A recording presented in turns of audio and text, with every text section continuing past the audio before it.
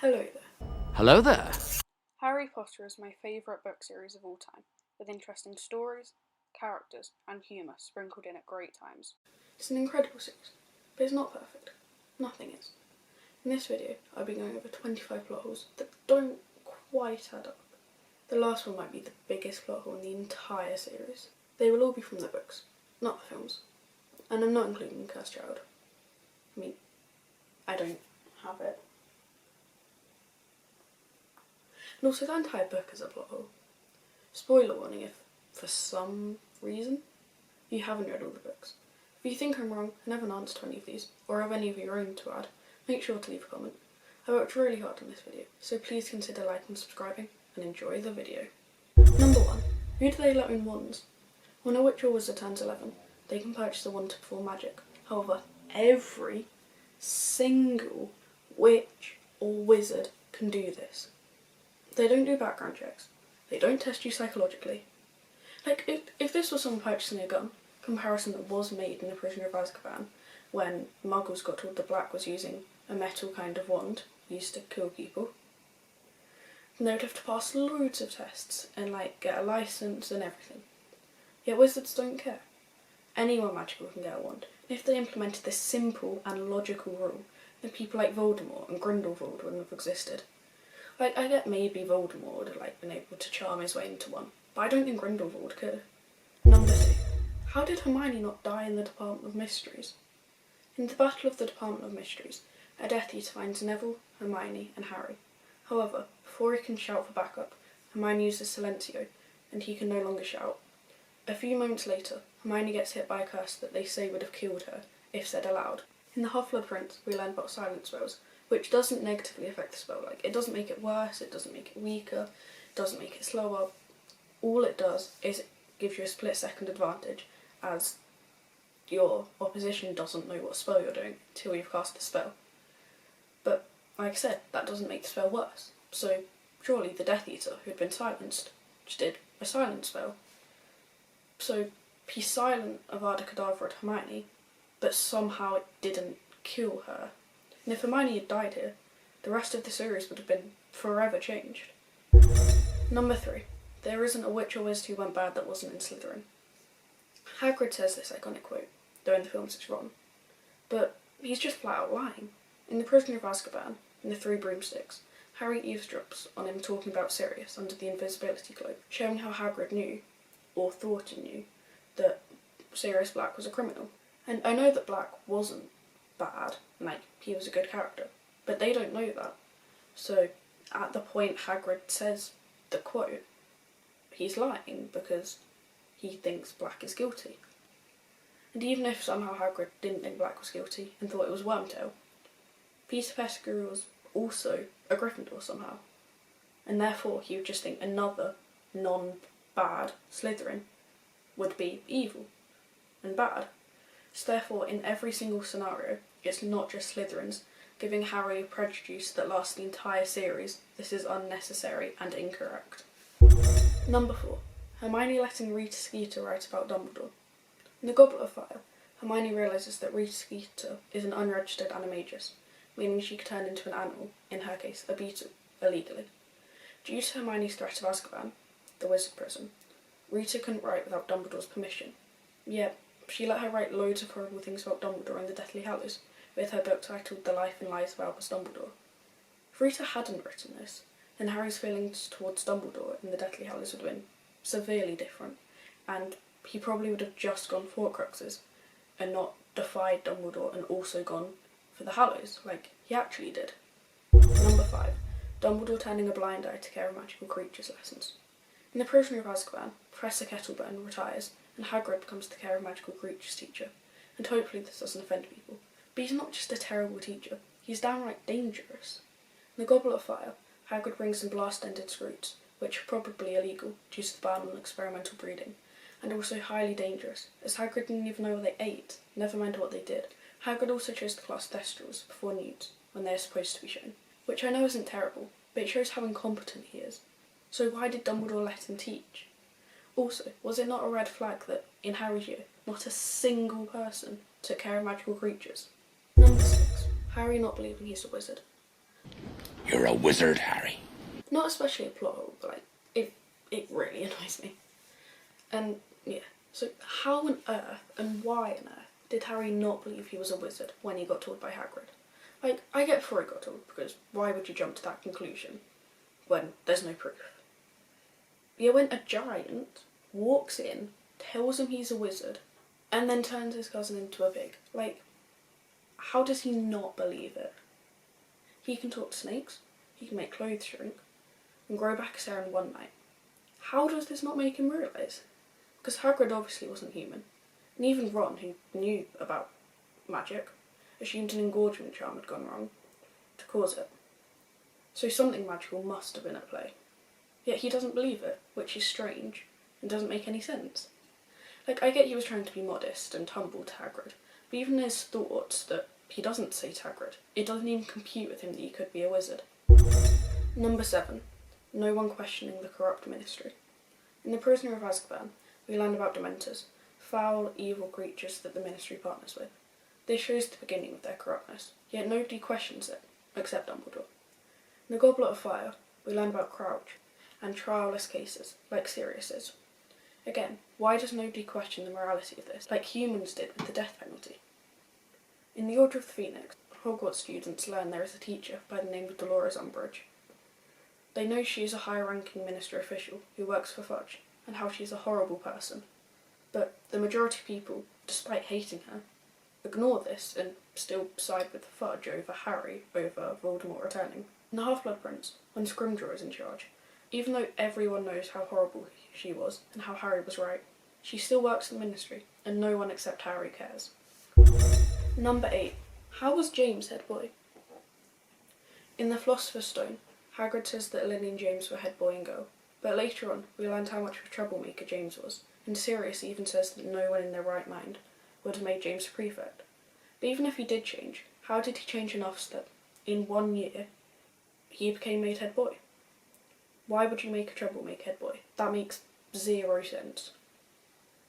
I reckon this is because, in book 1, Rowling didn't really define the characters, and she just thought it would be nice and show how good Harry's parents were to have them head boy and head girl. But in book 3, she wanted to really sort out the characters, and wanted to make the Marauders, who were troublemakers. And I know this isn't a plot hole, but it really bugs me every time I reread the series, which A, I do a lot, and B, it really bugs me. Number 9. Ron and Phineas Black. In the Deathly Hallows, instead of endangering his family, Ron, with the help of Fred, George, and Arthur, transformed the Weasley Ghoul into himself with spagheroids, a highly contagious disease. Earlier on, Hermione took off and blindfolded the portrait of Phineas Black to stop him knowing where they were when they were in the house, and also, when taken with them, to find out what's been going on at Hogwarts, and for news. However, in one interaction with the portrait, knowing full well that the portrait's other side is in the headmaster's office where Snape, who they think is a Death Eater who killed Dumbledore, is, Ron speaks to Black, therefore alerting Snape that Ron didn't have spagheroids and that his family lied to the ministry. Therefore, if Snape was evil, Ron would have endangered his entire family due to a stupid mistake that he made for some reason, and also nothing happened from it, which is weird. And also, since nothing happened from it, I'm surprised Hermione didn't realise that nothing happened from it and commented on it, and then they might have thought that perhaps Snape wasn't quite as he seems. I don't think I did that one well, but I can always refilm it. Or not. Number 10. Education before Hogwarts. Before going to Hogwarts, Muggleborns go to Muggle schools, but wizard and witch children are homeschooled. However, not every family is a stay-at-home parent, like the Weasleys. Therefore, how did they get educated? Also, some parents could either be not very bright themselves, or just not be bothered and neglect their parenting duties and teaching duties. In this scenario, when they go to Hogwarts, they have a major disadvantage, because they don't know simple maths and English, which isn't taught at Hogwarts. So Hogwarts is based on the education you received beforehand, which doesn't feel fair. A really simple solution could just be either making a wizard primary, they've made a wizard secondary, they could make a wizard primary, or just make it mandatory, or like Hogwarts very much advised, for wizards and witch children to go to a muggle primary. By the way, before the next one, the odds are, if you've made it this far in the video, you're enjoying it. The biggest plot hole is still to come in this video, and soon I'll have a big Harry Potter video coming out, as well as Harry Potter hot takes video, which I've posted the thumbnail with 2 very big hot takes on my YouTube posts page thingy. If you want to watch it, make sure to subscribe, as you probably aren't, because I'm a relatively new channel without many subs, and I think this is good content, because I watch content like this. Number 11. Molly Weasley trusting Rita Skeeter. In many places, we are told that Rita Skeeter lies about people, especially ministry workers. Both Bill and Arthur were written about poorly, yet when Rita writes about the Harry, Crumb, Hermione triangle, Molly believes it, which doesn't make any sense, because she knows that Rita is out to get people, and makes things up that aren't true. She also believes her when Harry has his first interview with her, and she makes up the fact that Harry still cries about his parents at night, and that he's fine to admit that. Yet, she never heard Harry cry at the Burrow. Despite knowing that Rita lies, on an unbelievable story, Molly still believes Rita. Number 12. The Defence Against the Dark Arts Curse noticed too late. The Order of the Phoenix. It takes Dumbledore ages to get a new Defence Against the Dark Arts teacher, because people are starting to think it's cursed. However, the job has been cursed since Dumbledore turned down Voldemort, something we find out when Dumbledore comes back to ask for the job in The Half-Blood Prince. During this interaction, though, we find Voldemort surprised of Dumbledore's knowledge of his Death Eaters. This means that Voldemort came back to Hogwarts and set this curse before he was a very famous dark wizard. So this would have been many, many years before Harry was 1 year old, maybe even 10 years prior. Yet, when this curse is noticed, Harry is 15, decades after this incident. Therefore, how was this curse only just noticed, and not noticed and investigated years beforehand? Number 13. Why use Grimwood Place? In the Order of the Phoenix, the Order decided to use number 12, Grimwood Place, as it has many precautions against intruders, as headquarters. Although, as nobody has lived there for many years, the house was unfit for human habitation, so they had to put loads of effort into cleaning up, and that effort could have been used elsewhere. But they could have used a different place for headquarters, and just put all of those charms on the house. Like, they've some of the best wizards of the age. Dumbledore, the only man Voldemort ever feared. Mad-Eye Moody, the best aura ever. And many more great wizards. They could have just put those curses on a different house. And if they'd done that, they wouldn't have had to deal with the creature, who was at first a hindrance in cleaning up, and secondly, resulted in the death of Sirius. Number 14. The Thieves Downfall. In the deep vaults of Gringotts, the waterfall known as the Thieves Downfall is found. Its purpose is to reverse any spell, potion, or charm to prevent Polyjuice Potion and others similar. However, the only way to get to the lower vaults of Gringotts is by carts. Only registered goblins can drive these carts, so you would either need to get a goblin to cooperate with you, which is unlikely and very risky and dangerous, but if pulled off, would render the waterfall useless as it doesn't change their mind, or, like what Harry did, use the Imperious Curse on a goblin. And, surprisingly, it doesn't just make the wizard completely out of magic, because that would be impossible. So, surprisingly, if the goblin just becomes un-Imperious, the wizard, or witch, can just re-Imperious them. Once again, registering the waterfall useless. And, therefore, the Gringotts are leaving some very valuable possessions, including Voldemort's Horcrux in Hufflepuff's cup, being very lightly defended by a waterfall that does not do anything well. Robbing Gringotts should have been much harder, like Harry thought it would be, because the security should have been different and actually good. Like the dragon was good, but they needed something else. Meaning Harry might not have gotten Hufflepuff's cup, and therefore not got all the Horcruxes. Number 15. Sirius Black's Bolt. When Sirius gives Harry the firebolt in The Prisoner of Azkaban, he puts the names ordered by Harry, but took the money out of his own vault. But surely the Ministry would be tracking the most wanted man alive, meaning they would notice that Black had just bought a firebolt for Harry, the person they knew he was, or thought he was trying to kill. So surely the Ministry should have A. stopped Harry receiving it, and B. traced where the order had come from to find where Sirius was hiding and arrest him, changing the course of the entire series, because Sirius would have been arrested, like I said, and given the Dementor's kiss. Pettigrew would never have escaped, because he would have had no need to escape, and therefore he would never have gone to Voldemort. Voldemort would never have had any servants to heal him, or have flesh of a servant given willingly, and therefore Voldemort would have never risen again, or very unlikely to rise again. Therefore, if the Ministry just did their job, the greatest dark wizard ever alive could have been prevented. Number 16. Slohorn giving out Felix Felicis. In the Half-Blood Prince, as a prize for making the best draft, I think, Mission failed. We'll get them next time. of Living Death, Felix Felicis is awarded to Harry. But why is it a prize? It takes 6 months to make, it's extremely difficult, and if you make one single mistake, the consequences are disastrous, and the potion is useless. Therefore, why would Slughorn waste all the effort he put into making it just to give it away? And even then, why not give it to the staff or to the 7th years who were more deserving of it because they would make better potions?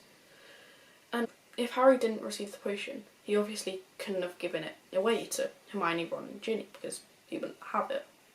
And if they hadn't received it, they wouldn't have taken it. And if they hadn't taken it, all 3 of them probably would have died in the Battle of the Astronomy Tower, as Ginny even says that all the curses barely seemed to miss them. Number 17. Quidditch for children. Quidditch is easy enough to understand. Quidditch is the wizard sport where you throw a red ball, the quaffle, through a hoop, catch a small gold ball, the snitch, and beat ferocious, dangerous balls, bludgers, that move at insane speeds and can injure someone immensely. Yet at Hogwarts, where 11-year-olds can play, like Harry, there are no rule tweaks. Shouldn't the bludgers be slightly different, like smaller or slow, like how in football, kids have smaller sized balls, so that it's not as hurtful to get hit by one? As having the same bludgers as professionals is extremely dangerous, and nobody bats an eye. That would be like letting 11-year-olds fence with swords and without protective equipment. Nobody does that. Even professionals use protective equipment. And they don't use swords, they use fencing sticks. Number 18. Quills, not flag rape. Like the last one, not really a plot hole. It just doesn't make sense. In the wizarding world, when writing things down, people use quills instead of pens, like us. But why? The spell flag rape basically acts as a pen or quill, and it draws whatever the user wants. It is used when Harry writes Dobby's grave in the Deathly Hallows. It is used when Diary Riddle shows Harry that he is Voldemort by making the letters Tom Marvolo Riddle anagram into Lord Voldemort.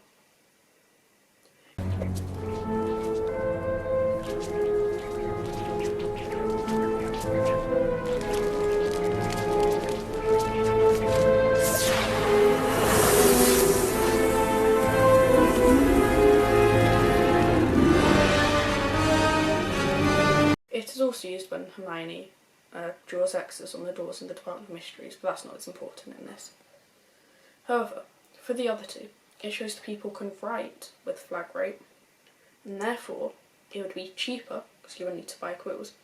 It would be easier, because you wouldn't have to use ink, which is messy, or get quills out of your bag, and quicker, because you wouldn't need to go dip, dip, dip. You could just go dip.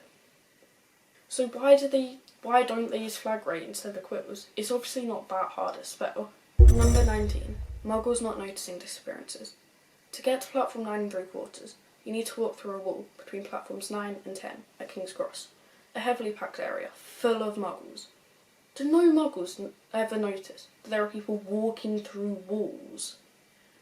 Like, it's the same for Fidelius places. Like, the muggles know that there's number 12 and then there's number 14 and just assume they forgot number 13.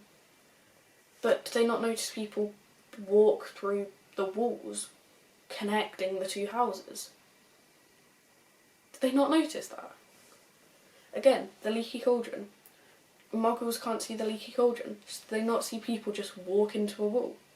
And like, I get Obliviator's help, but in all the books where Harry's not first through, like in Chamber of Secrets where he's last with Ron, or Philosopher's Stone where he's penultimate one before Ron, none of the Muggles comment on all the Weasleys before him going through walls.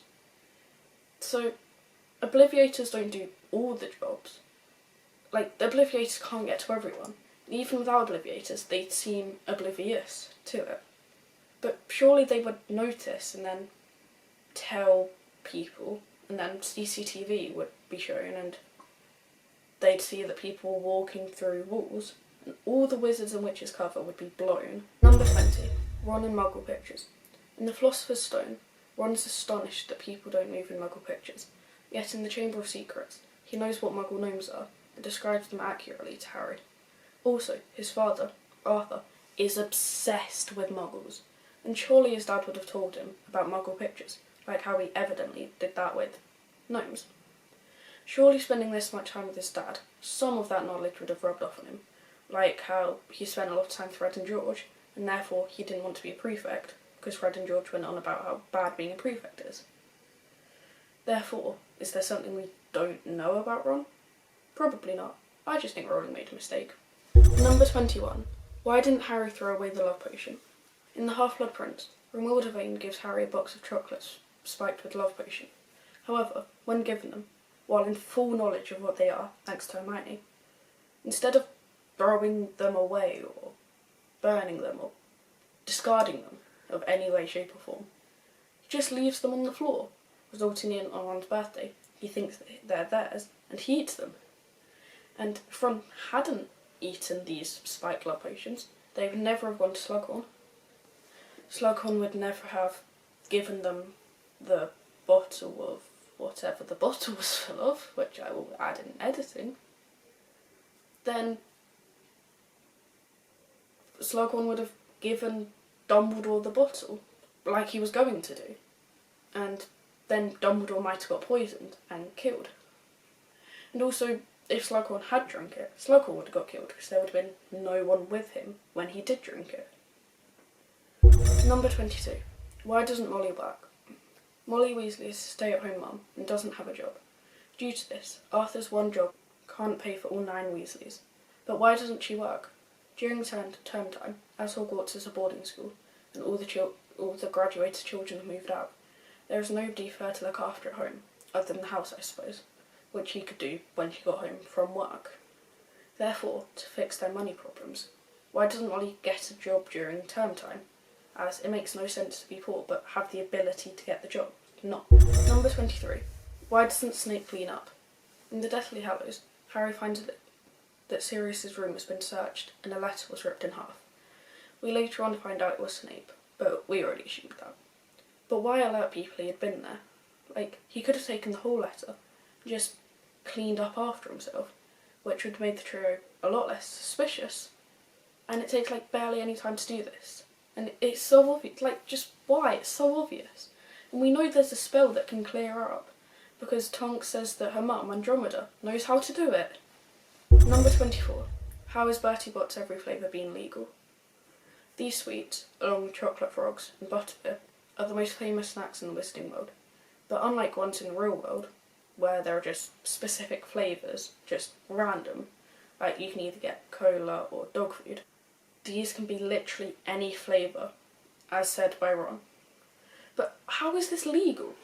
What if the flavour was really strong alcohol, drugs, nuts, Surely not a single person with an allergy could eat one, which would be really bad for business.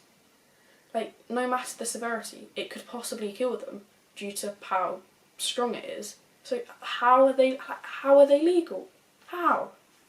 And finally, number 25, Occlumency with Voldemort and Snape. This is one of, if not the biggest plot holes in the Harry Potter series. The entire series. Snape, while seemingly working for Voldemort, is actually under employment from Dumbledore, and the only reason he gets away with this, under Voldemort's nose, is Occlumency, the magical way to close one's mind from those sufficient at legilimency, to break into their mind. We know that Voldemort was a good legilimens, and therefore Snape would have had to use Occlumency. However, in the Half-Blood Prince, Snape can tell that Draco has been using Occlumency against him, with the quote, "Aunt Bellatrix has been teaching you Occlumency."